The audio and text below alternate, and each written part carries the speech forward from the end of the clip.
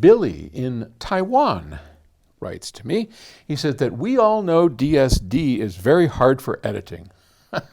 Well, you're right, Billy. I'm not sure we all know that, but indeed, DSD cannot be, well, it can be edited, just to be clear. It's easy to take a section of DSD and move it over here, or cut it, or splice it, move it around, turn it upside down, do all that kind of stuff. What you can't do with DSD is change the level or mix it with another track. You just can't do it. It's one bit, and with one bit you can't do digital arithmetic because you only got one bit. So he's right. And we can avoid PCM if recorded DSD from some old sound modules or synthesizers. But I'm wondering, is it possible to make electronic music with nonlinear editing skills like mixing or tuning with DSD, even by an indie musician? Billy. Well, yeah, kinda. I mean, first off, DSD is the best recording medium on the planet. It just is. So, and it's better than PCM any day. And there's a whole bunch of, part of it is the converters, how the conversion is done. And by conversion, I mean from analog to digital. So that process of converting analog to digital is far better sounding, far more resolving if done in DSD.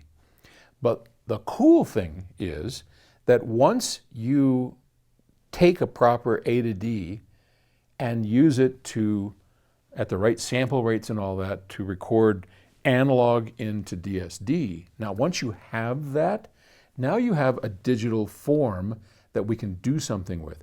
Again, we can edit, yes, but now we need to mix it. Now we need to do stuff with it. So there's only two ways to do that. Back to analog, which is the traditional way, or what we'll be doing at Octave Records. Soon enough, as soon as the studio is open, we will be focusing on using our new Zephyr filter. And the Zephyr filter is a miracle of mathematics.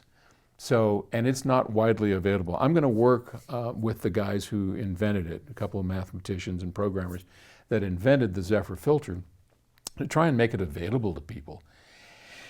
But for the time being, what we do know is that, as I explained, because of the way processors work, you can make a much better, perfect sounding capture of music, whether it's electronic music or voice or whatever you have, using DSD. Then the trick is editing. And analog works, but it's not as good as it could be. So what we have found is using the Zephyr filter, we can go from capturing perfectly in DSD, then transferring to PCM to what they call DXD, which is, 385? 352, sorry. I'm not a numbers guy. 352 kilohertz, but it's basically 4FS.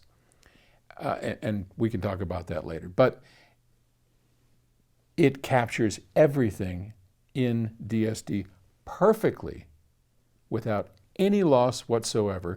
Then we can mix. Then we can do whatever we want. And then we suffer a small bit of loss going back to DSD using what's called an SDM, a sigma delta modulator. So far, no one has come up with a sigma delta modulator that's perfect. Supposedly, my math friends tell me that it actually can't be done, but I've heard all that before. I remember a friend of mine said there's no way that machines will ever be able to understand what somebody says. Just go ask Siri or Alexa about that.